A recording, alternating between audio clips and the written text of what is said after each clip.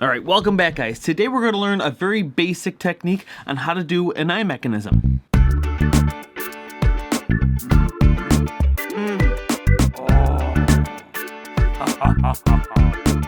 Now, so often in my videos, people get caught up in the materials and the exact techniques that I'm using. What I really want you to do is look at the principles, and they can be applied to just about any materials, because we're working with basic shapes and basic techniques. If this is one of the first mechanisms you're making, please use things around your house. And like I said before, so many people get caught up in the materials. If you have ping pong balls, use those. If you have wooden spheres, use those. For today, I'm going to use ping pong balls. I ordered these jumbo ones that are really nice. There's a link to these down in the description, but when you buy them, you'll notice that half of them are white and half of them are orange. Either of them could be used for eyes as long as you paint them to whatever color you want, or maybe even want orange eyes if you're doing some sort of like an alien character, something like that. If not, they also work good just to practice on so you don't waste the ones that you want to save for a real project. I'm going to use the white ones for today though. I'm also going to use the steel rod. There's a link to this down there too, but if all you have is a coat hanger, that will work just fine. Let me bring you down here. Make sure you have some pliers too. So, to start off, you're going to use your wire or whatever you're using, and you're just going to bend it right in half, just like this. See how it's bent now? You want these two sides to be parallel, but not flush, okay? So I'm just going to use these pliers here and bend them just like that. So that's pretty good. See, now they're overextended, but it's better to be a little bit overextended than underextended. So just like, so then I'm gonna make it about, I want this lever to be about 2 inches long. So I'm gonna bend up around here, making it at a right angle.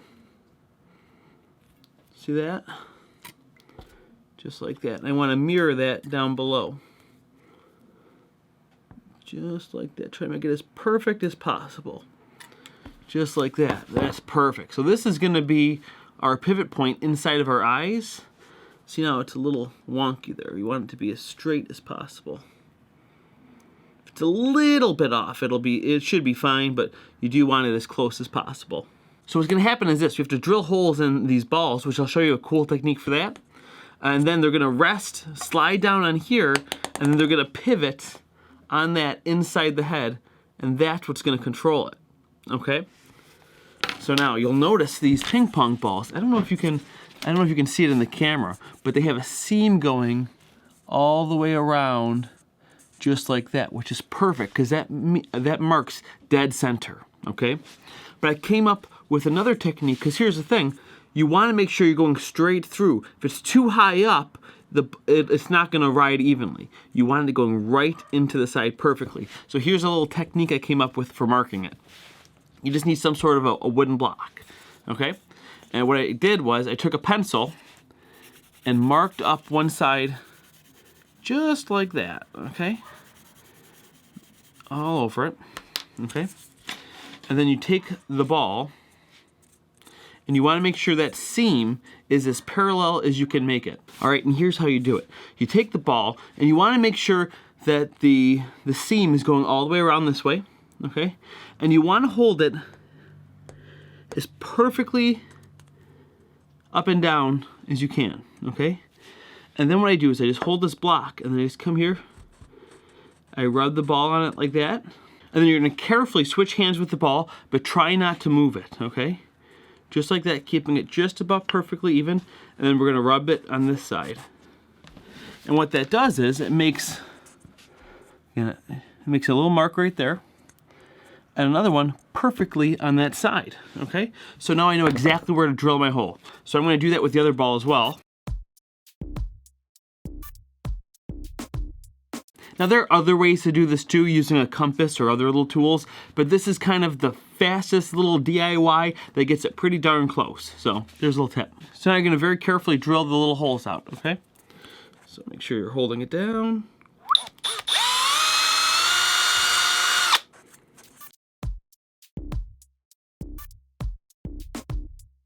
If you were going to paint them, after drilling those holes is when you want to do it. But don't put them on the mechanism until they're completely dry. Let them sit overnight. Then you just slide them on like this. Here's one. Okay. And here is the other.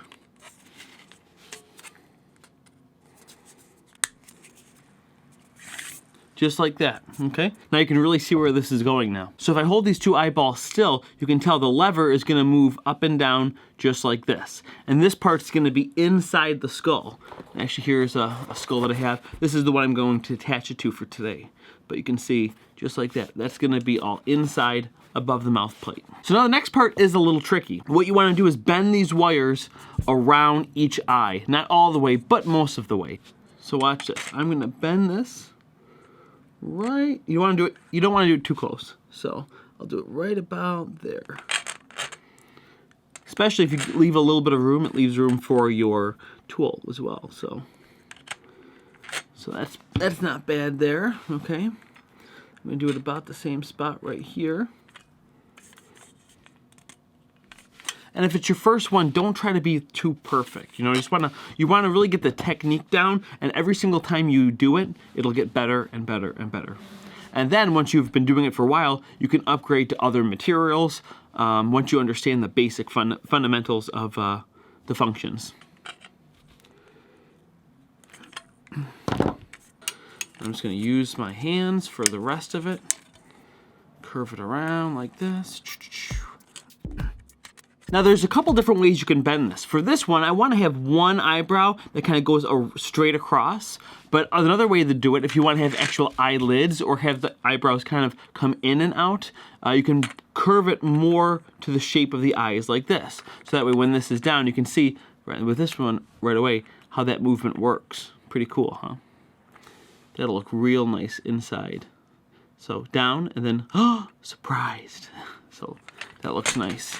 But again, for this one, I'm just gonna have one big eyebrow going across. So let me break this off here.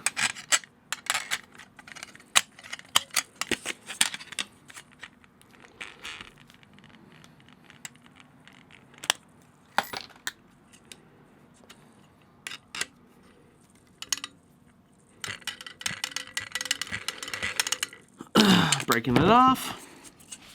Now you do want to bend it as close as possible so it's not pulling on it, okay?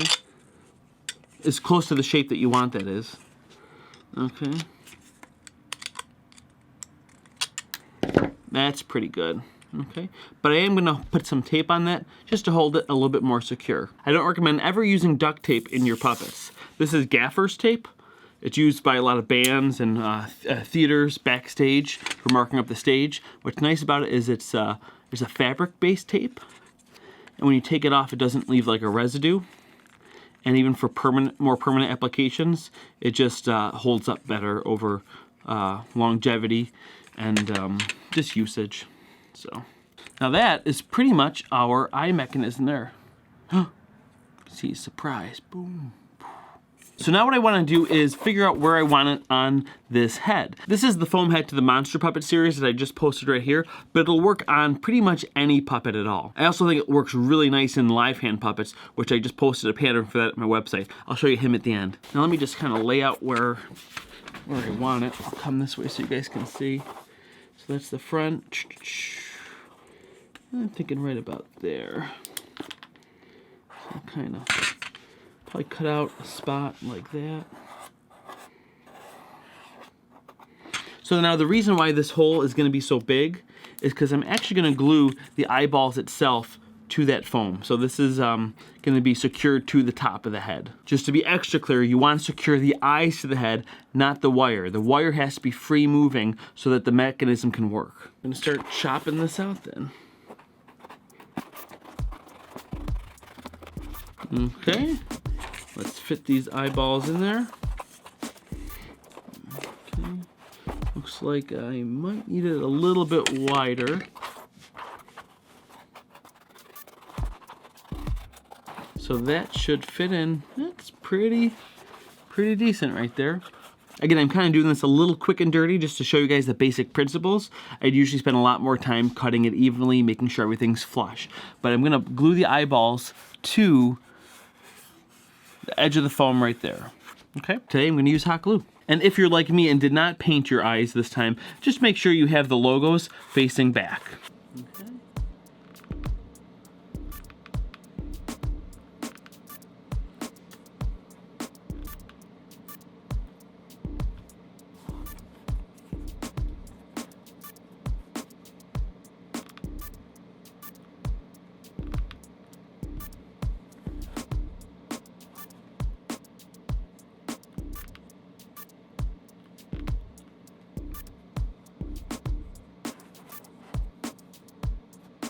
All right, so I've got that on there, and now you can see it's working pretty well.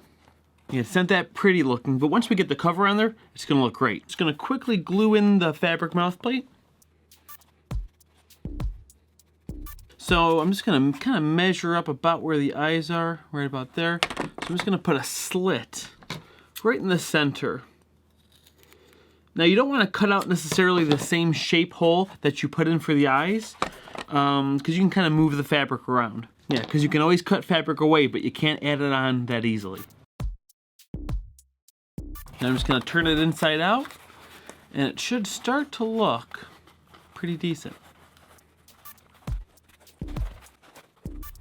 So there we go now. Now it's kind of covered with the fur. You can see a little bit more of it. Again, in my monster series, I did a video about trimming and cleaning up the fur. I'm gonna do that real quick so you can actually kind of see a little better what's going on, and for when I attach the lid and the eyebrow. So let me do that real quick.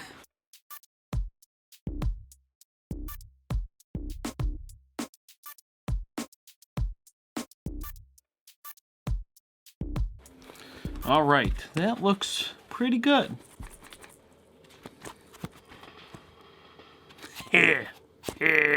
Now there's a couple things you could do with it. You could just attach a big piece of fur to the top of it, and it'll have a real nice movement then too. But I like to also add fleece first, and I like to do fleece over the top of the eyes like this, and then to just put the fur along the edge of the wire. So for that today, I'm just gonna use hot glue, but you could use whatever you want. It's good to kind of scuff up the wire a little bit, so I'll show you how I do that. I just take it, be careful you don't hit the eyes.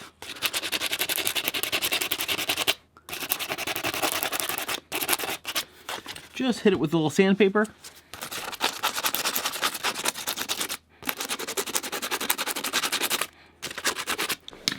Then we'll glue it on.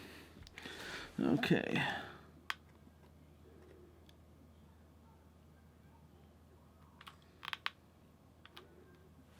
Ooh. Careful not to let it drip.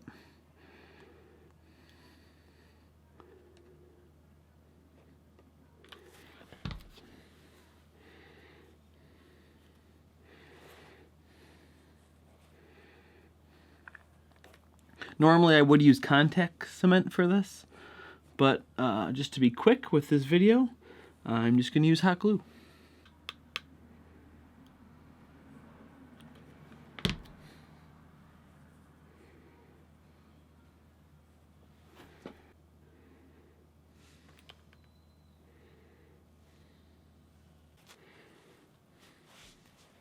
I'm going to cut up some fur for it.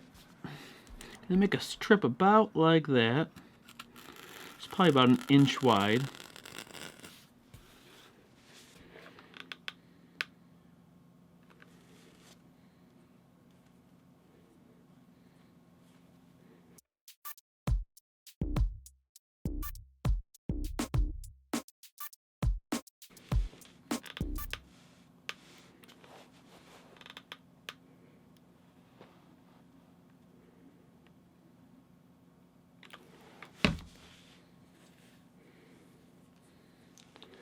And I'll roll it over to the front, just like that.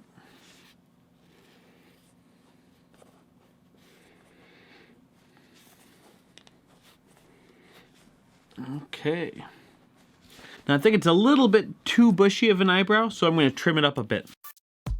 Let me get some pupils on there first too. That'll make it easier to see. You can click right here for a video that I already made on pupils if you want to check that out, if you haven't seen it already. Okay, it's not the most beautiful thing, but this is more for demonstration purposes. Reminds you of a caveman or something. Ugh, yeah. Oh. Oh.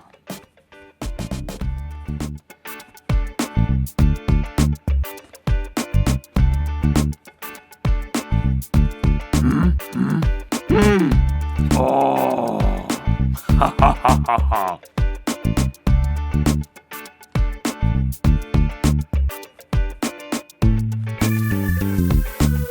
So we he seems to work really well. So all that's happening is my finger's in there pulling and pushing up on the lever. So again, on the inside, it looks, this is what's inside there, okay? So all that's happening is I'm pushing and pulling up on the lever like here. Now there's some things you can do to make that a little bit easier if you want. One thing is, for a simple quick fix, is to just use a piece of tape and make a little loop. So I'll take a piece of tape off like this. This is not really for a permanent solution, but that's why I said to kind of test it out with these types of materials to find really what is most comfortable for you as a performer. Because there's a lot of different ways to make mechs, and you really want to find one that is most comfortable for you and your performing style. So just like that, all I'm doing is wrapping this tape around here and creating a little bit of a finger loop. Some people tend to like that more, especially if you have the finger grips in there like I have. You can slide the one finger out and rest it inside of the loop like that. So that way, you're pulling down on that with your finger, okay? Can you see that? So now you're pulling down on that. And a way to do that a little fancier is to plan it from the beginning. And that's what I did with this one. This is the same mechanism, but what I did was I bent that ring in there from the beginning. So now my finger has a really nice, comfortable spot to rest. It's the exact same technique that we just did, but I just started bending a circle first, and then the rest of the same steps. Some people might like it this way, some people might like it the other way. It's whatever you want to do. So now that we've just done this little basic version, I'm going to show you a couple of other more advanced mechs that I've made in the past. This is a cool guy built for a short film. What I love about him is he has so much expression. First of all, just in his face alone, he can emote so much with that kind of a snout like that he can do all those kind of really neat expressions, okay? Now his eye movement is subtle. It's what we wanted for this film, but by pushing on this little trigger here, you can just give it a little push and it just changes that expression. Just a little bit, enough to really change the emotion that he's going through, okay? So sometimes you don't need a big, huge movement. Like this would be really good for, well, really for anything, this one, whether it's for stage or even for film, but especially on stage, like you'll see that from far away. But again, this is for very intimate, where you got a close up on the puppet and you just need that little bit of expression just to give it a little bit more character for that kind of a scene. And actually, to make this probably the world's saddest puppet in that moment is if you work both of them at the same time. Not just the eyes, but also, let's see if I can do it. Usually we have a second puppeteer for this, but I also have another trigger here that also controls the ears. So we can just be like really sad. Again, it's kind of hard to control it all at once, but yeah, this one also controls his ears, and his ears come down like that. But anyway, we're focused on the eyes for this. So again, the eyes just come down just like that. And that's the same thing, okay? We just have these spheres here, and that's wire inside these eyes attached to the fleece. So it's pretty much the same kind of mechanics, just, you know, at the next level. I got another guy down here. This was for another short film we did for a 48-hour film. Actually, Jake Bazell performed this character for our short film. And this guy was really cool. Look at this hair. Oh my gosh. He's been in a sack for a while. But he has a top and bottom blink, okay? So when I pull on the trigger here for this one, it'll do the top and bottom and really close the eyes. So what's cool is he can just squint a little bit if he's looking at something, which is pretty cool, okay? And we can do the full blink as well. Can just add a lot of personality. Can make him look really tired. It's pretty cool. But another way to kind of cheat this too, if you don't need them, if you want the eyes to fully close, and is you can just kind of glue this bottom fleece on without having the mechanism on the bottom, and just have the top one come down, and it'll kind of give you the same look. But again, it's the same kind of thing. This has the wire in there on the top and bottom, and it's just closing down, okay? And people think that it gets so much more complicated with the triggers and stuff. Anytime you're working with a mechanism, you want to have the mechanism, whatever it is, like this, okay? You want to make this first, okay? And if you want to make a remote controller for it like that, or even if you're doing wireless, attaching a servo to it, make it move the way you want it to. So now this would even be easy to just hook a servo to the back to it and have it open it and close it, okay? And if you're gonna use a remote like I was just using, you just use you know, a piece of tubing, which I can put a link to that in the description, and that's just fishing line that we're using, a Dacron cord, okay? And a little spring as a return, so you can just attach a spring here to keep it closed or to keep it open, depending on how you want it, where you want the neutral, okay? And then you just have the string pull it the opposite way. That's all it is, okay? So, but I do recommend starting off with a manual direct control to your hand first, like we did here. And then, you know, each time you build a puppet, learn something from it, okay? You want to move down those that ladder of those techniques. And hopefully we'll be able to cover some of that stuff in the future as well, which would be pretty fun. And even making like a whole small mechanical puppet. I've got a couple of those that I've done in the past as well. But I have a couple more examples to show you. And actually, this is kind of what this character looks like without being covered. Okay, it's kind of like this. This was the piece that I made for it. Okay, so I have these spheres here, and again, it's the exact same wire that I used in the other one. Again, but you could even use coat hanger, and it just goes around just like this. Okay. And that's the hard thing with this, is since they're separate eyes, is syncing them to make sure that they move together, okay? It just takes a little tweaking. But for this one, it uses a spring which isn't attached. You can kind of see it in there a little bit, okay? And the spring will hold it in the up neutral position, and then the strings will pull it down on the inside, and then they'll come back up automatically with the spring. That's what's inside Max's head, okay? And another version that you may have seen is having like a hard shell of an eyelid, and this was a practice one that I did just for a demonstration. This is just another a shell dome on top of it that's kind of spaced out with a little washer, and there's a rod going right through it, just like the same rods we use here, but rather than curving it around, it's going straight through the middle. You can kind of see, I don't know if you can see it in the, it's kind of painted over, but there's a little spot there. That's where the rod's going straight through it, and it's acting as a pivot point for this. And this is a hard eye, okay? This was just something I was practicing with to see a mock-up, essentially. That's what both of these are. These were prototypes. So, and it's good to have those prototypes and leave them around.